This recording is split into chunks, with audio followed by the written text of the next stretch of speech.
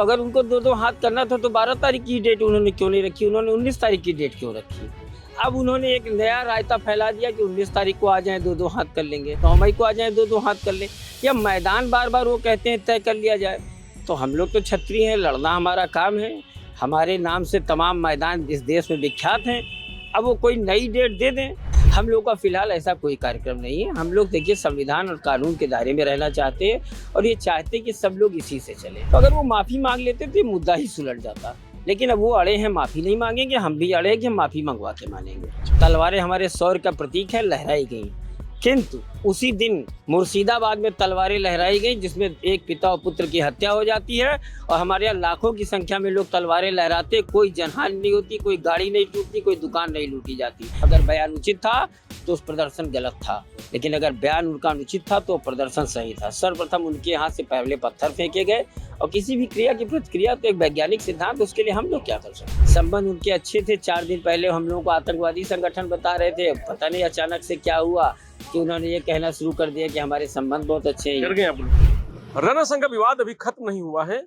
9 मई को करनी सेना दिल्ली में एक कार्यक्रम करने जा रही है, तो समाजवादी पार्टी के राष्ट्रीय अध्यक्ष अखिलेश यादव 19 अप्रैल को आगरा जा रहे हैं सांसद रामजीलाल सुमन के घर पे। तो सांसद रामजीलाल सुमन के घर पे जब अखिलेश यादव जा रहे हैं, ऐसे में करनी सेना क्या करेगी, क्या कुछ प्रदर्शन करेगी, क्या तैयारी है, हमारे साथ बात करने के लिए करनी सेना के प्रदेश अध्यक्ष संदीप सिंह जी हैं। संदीप जी, 19 तारीख को समाजवादी पार्टी के राष्ट्रीय अध्यक्ष अखिलेश यादव आगरा जा रहे हैं रामजीलाल सुमन के घर पे। तो रामजीलाल सुमन इससे पहले बयान दे के कह चुके हैं कि आइए 2-2 हाथ हो जाते हैं। आप लोग 12 तारीख को प्रदर्शन कर चुके हैं, अब क्या है कार्यक्रम 19 तारीख को? देखिए, आपके माध्यम से बताना चाहता हूँ, 12 तारीख का कार्यक्रम हमारा पहले से डिसाइडेड था, सब जगह मालूम था, परमिशन लेने के बाद वो कार्यक्रम किया गया था और अखिलेश जी का 19 तारीख का कार्यक्रम 12 तारीख के पहले ही आ चुका था। तो अगर उनको 2-2 हाथ करना था तो 12 तारीख की डेट उन्होंने क्यों नहीं रखी, उन्होंने 19 तारीख की डेट क्यों रखी। अब उन्होंने एक नया रायता फैला दिया कि 19 तारीख को आ जाएं 2-2 हाथ कर लेंगे।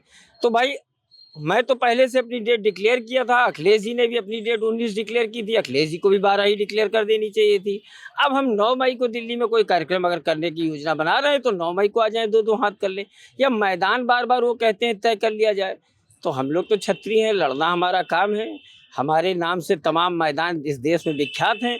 अब वो कोई नई डेट दे दें, अभी हम लोग 12 तारीख को आगरा से आए हैं, वो 2-2 हाथ करने नहीं आए थे। अगर वो कोई नई डेट देते तो हम उसके लिए तैयार हैं, हम पीछे नहीं। 19 को भी कोई कार्यक्रम आप लोग कुछ है, मतलब अखिलेश यादव कहा जा रहा है कि विरोध भी कर सकती है करनी सेना? नहीं, देखिए, अभी हम लोगों का ऐसा कोई विचार नहीं है। अखिलेश जी को अलीगढ़ में छत्री महासभा ने काले झंडे उंडे दिखाए थे, ऐसा जानकारी हमको मीडिया के माध्यम से मिली थी। हम लोग का फिलहाल ऐसा कोई कार्यक्रम नहीं है। हम लोग देखिए संविधान और कानून के दायरे में रहना चाहते हैं और ये चाहते हैं कि सब लोग इसी से चले। मुद्दे का विषय बस केवल इतना है कि गलत शब्दों का प्रयोग हुआ, उन गलत शब्दों के लिए वो माफी मांग ले। बहुत वरिष्ठ है, 74 साल उनकी उम्र है, कई बार सांसद रहे हैं। तो अगर वो माफी मांग लेते तो ये मुद्दा ही सुलझ जाता, लेकिन अब वो अड़े हैं, माफी नहीं मांगेंगे, हम भी अड़े हैं कि हम माफी मंगवा के मानेंगे। अच्छा, अभी विवाद खत्म नहीं हुआ है। लोग सोच रहे थे कि 12 तारीख के बाद विवाद खत्म हो जाएगा, लेकिन उसके बाद सांसद जी का फिर एक मैसेज आ जाता है आप लोगों के लिए। देखिए, विवाद में मांग उनके संवैधानिक तरीके से माफी मांग लेने की है, यद्यपि संसद में उनकी कार्रवाई को हटा दिया गया है, लेकिन फिर भी जो चीजें टीवी और इस जमाने में सोशल मीडिया के माध्यम से बाहर आ गई, वो एक एक छत्री के दिलों में घर कर गई है। तो ऐसे में अगर वो माफी नहीं मांगेंगे तो हम आंदोलन अपना कैसे रोकेंगे? आंदोलन तो हमको करते रहना पड़ेगा। 12 तारीख को संदीप भी कहा जा रहा था कि आप लोग गए वहाँ पे और बड़ा तलवारें लहराई, बड़ा एकदम तांडव कर दिया वहाँ पे जाकर के। अब आप देखिए कितने महत्वपूर्ण बात है। क्षत्रियों, पूरे देश का क्षत्रिय इकट्ठा हुआ, सर्व समाज के लोगों का आह्वान था, लाखों की संख्या में लोग आए, तलवारें हमारे शौर्य का प्रतीक है, लहराई गई, किंतु उसी दिन मुर्शिदाबाद में तलवारें लहराई गई जिसमें एक पिता और पुत्र की हत्या हो जाती है और हमारे यहाँ लाखों की संख्या में लोग तलवारें लहराते, कोई जनहानि नहीं होती, कोई गाड़ी नहीं टूटती, कोई दुकान नहीं लूटी जाती। हमारी तलवार लहराने में और अन्य लोगों की तलवार लहराने में इतना ही फर्क है। लेकिन शब्दों में जो था ना, धमकी और मार देंगे, गोली मार देंगे। आप खुद जानते हैं, भीड़ कहीं ज्यादा होती है। समाज के किसी वरिष्ठ आदमी ने, कोई नए लड़के ने जोश में कह दिया, उस बात को मैंने भी सोशल मीडिया के माध्यम से देखा, तो वो तो उचित नहीं है। हम लोगों को ना ऐसे बयान देने चाहिए, ना मैं ऐसे बयानों के साथ में हूँ। मैं ऐसे बयानों की खुद ही निंदा करता हूँ किंतु ये भी चाहता हूं कि रामजी लाल सुमन बहुत वरिष्ठ है, उनको माफी मांग लेनी चाहिए। मांग लीजिए। अब जब पार्लियामेंट में आप कह रहे हैं कि वो शब्द हटा भी दिए गए हैं, उसके बाद भी विरोध वही जारी रहेगा, वही शब्द फिर रहेंगे आप लोगों के? नहीं, पार्लियामेंट में हटा दिए गए हैं तो मैं आपसे कह रहा हूं पार्लियामेंट में तुरंत हटा दिया गया, लेकिन समस्या इस बात की है कि जो मीडिया में चल गया, जो गूगल पे आ गया, वो हमेशा हमारे दिलों पे चोट पहुंचाता रहेगा। तो उसके लिए उनको उसी तरीके से सार्वजनिक रूप से माफी मांग लेनी चाहिए, और माफी मांग लेंगे तो ठीक रहेगा। फिर 12 तारीख को लग रहा था कि मुख्यमंत्री योगी आदित्यनाथ आप लोग साथ देंगे, पुलिस प्रशासन आपका साथ देगी, लेकिन प्रदर्शन के बाद जब लोग निकले, कुछ तांडव किया तो पिट भी गए वहीं पे। तो योगी की पुलिस ने पीट भी दिया कर्मियों को और साथ भी नहीं दिया। देखिए, भीड़ जो होती है, पहली बात, भीड़ का नियंत्रित होना स्वाभाविक है, उसमें कोई ऐसी बात नहीं है। और रही बात योगी आदित्यनाथ की पुलिस, तो योगी आदित्यनाथ की पुलिस तो वहाँ लगाई गई थी कि कोई बात ना हो। यद्यपि हम लोगों ने विश्वास दिलाया था कि क्या कहते हैं, कुछ भी नहीं होगा। आपने देखा इतने बड़े कार्यक्रम में कोई ऐसी घटना भी नहीं हुई। किंतु ये बार बार आरोप लगा देना तो योगी जी का हाथ है, तो योगी जी का या भाजपा का या किसी भी दल का हाथ नहीं। हम लोग एक सामाजिक संगठन है, हम गलत को गलत ही कहेंगे, वो चाहे जो पार्टी हो, और सही को सही कहेंगे। सर्वे करा लीजिए, सारे वोटर भी उनके मिलेंगे और सारे कार्यकर्ता भी उनके मिलेंगे। अखिलेश जी के नहीं, बीजेपी के आप लोग सब, जो करनी सेना के जो लोग हैं, अखिलेश जी कह रहे थे वो सारे बीजेपी के वोटर भी हैं और बीजेपी के कार्यकर्ता भी हैं। अब भाई बहुत कुछ तो मैं नहीं जानता हूँ इस विषय में। देखिए, हर आदमी की विचारधारा अलग अलग होती है, लेकिन 2-3 मैंने सोशल मीडिया के माध्यम से उनके 2-3 पदाधिकारियों का इस्तीफा देखा है इस मुद्दे पर। तो समाजवादी पार्टी के लोग थे, उन्होंने इस्तीफा दे दिया इसी मुद्दे को लेकर के कि हमारे बाप दादाओं को अगर कोई गाली देगा तो हम बर्दाश्त नहीं करेंगे। तो ये तो आरोप, देखिए आरोप प्रत्यारोपों का मामला है। उनको वोट बैंक की राजनीति करनी है, हमें समाज के लिए कुछ करना है, बस इतना अंतर है। जब से आप लोगों ने धमकी दी है, अलग अलग भाषाओं का प्रयोग किया है अखिलेश जी के लिए और समाजवादी पार्टी के लिए, तो अब अखिलेश यादव की सुरक्षा को लेकर के समाजवादियों को डर लग रहा है। गृह मंत्री को एक चिट्ठी लिखी है। देखिए, पूर्व मुख्यमंत्री है, सुरक्षा उनके पास पहले से है, और एनएसजी की सुरक्षा हटा ली गई थी, तो अब वो सुरक्षा मांगना सरकारों का, उन लोगों का काम है, वो हम लोगों का तो डर गए ना, अभी डरे हुए इस बार आप लोगों ने धमकी जब से दी है। अरे तो भाई, ना हाई कोर्ट जाने की जरूरत है, ना एनएसजी की सुरक्षा मांगने की जरूरत है। इतने बड़े पॉलिटिशियन है, सीधे सीधे अपने सांसद से माफी मंगवा दे, ना हाई कोर्ट जाना पड़ेगा और ना उनको एनएसजी की सुरक्षा लेनी पड़ेगी। अब सुरक्षा लेने के लिए हम लोगों की आड़ लेने की कोई आवश्यकता नहीं है। आप लोगों इतनी दहशत है आप लोगों की? दहशत नहीं है, हम लोग इस तरीके से एकत्र हुए, इस बात को उनको ये उम्मीद नहीं थी कि इस तरीके से पूरे राष्ट्र का सर्व समाज इकट्ठा हो जाएगा आगरा जैसी जगह पे जाके 12 किलोमीटर दूर। उम्मीद नहीं थी। 19 को उनको डर सता रहा है कि आप लोग कुछ कर न दे वहां। अब ये तो उनका हृदय जानता है, इसके लिए मैं तो कुछ नहीं कहूंगा, लेकिन उनको डरने की आवश्यकता नहीं है। उनको बहुत बड़े विषय को बहुत छोटे रूप में खत्म करने का एकमात्र उपाय है कि रामजी लाल सुमन जैसे वरिष्ठ राजनेता से, भाई महान योद्धा के खिलाफ गलत बोला ही है ना, माफी मंगवा ले, तो ना हाई कोर्ट जाना नहीं। कहीं बहुत अच्छा समाज है हमारा, तुरंत माफ कर देता है। लेकिन दलित के घर पे आप लोगों ने तोड़फोड़ कर दिया, अब वो दलित और बनाम छत्री उस मुद्दे को बना दिया। किस दलित के घर पे मैंने तोड़फोड़? रामजी लाल सुमन दलित तो है।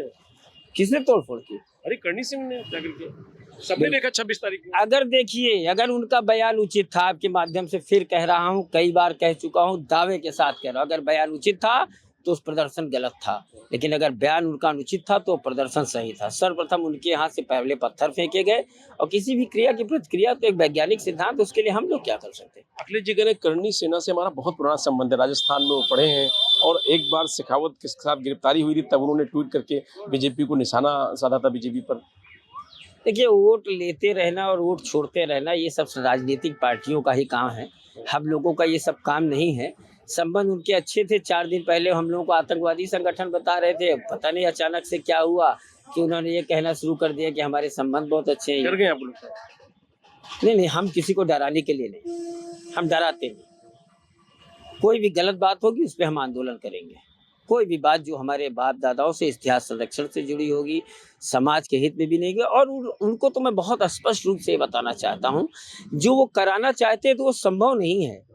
बलरामपुर में एक दलित लड़की के बलात्कार में कोई भी राजनीतिक पार्टी नहीं गई थी। मैं आपसे 2.5-3 साल पहले की बात बता रहा हूँ। और करनी सेना गई थी, करनी सेना मेरे नेतृत्व में गई थी, मैं गया था। बलरामपुर की घटना है, बलरामपुर में तुलसीपुर की, मैं गया था। तो हम लोग समाज के 36 कौम को लेके चलने वाले लोग हैं, हमारा किसी से बैमनस्ता नहीं है। और मैंने बार बार कहा कि राष्ट्र नायकों का सम्मान हो, किसी भी धर्म जाति किसी भी जगह से आते हो उनका सम्मान है, लेकिन गद्दारों का सम्मान करनी सेना कभी नहीं। रामजी लाल सुमन गद्दार है?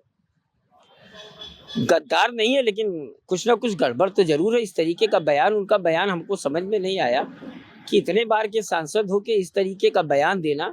उन्होंने ये कहा कि भाजपा जो है मुसलमानों को कहती है कि बाबर की औलाद है, तो भाजपा कहती है ना, तो भाजपा से निपटे।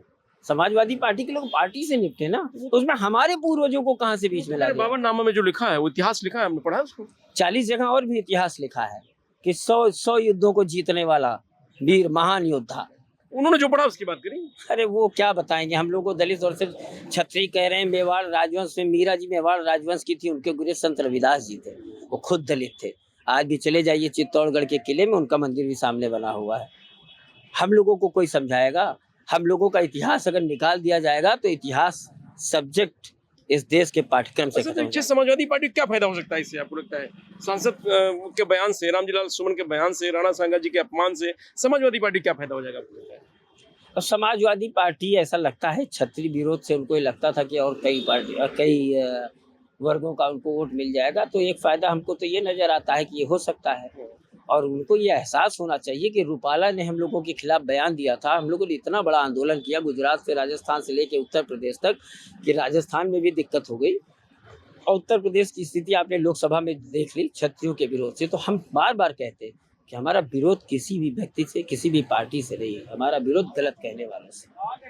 और जो गलत कहेगा वो चाहे जिस पार्टी में होगा, चाहे जो होगा, उसका विरोध करेंगे, और जो नायक होगा उसका सम्मान करेंगे। चलिए, धन्यवाद संदीप जी। तो ये संदीप जी हैं जिनका कहना है कि भाई उनका विरोध और उनकी दुश्मनी किसी से नहीं है, लेकिन जो हमारे महापुरुष का अपमान करेगा वो हमारा दुश्मन है। मैं रजनीश यादव, लोकमत हिंदी, लखनऊ।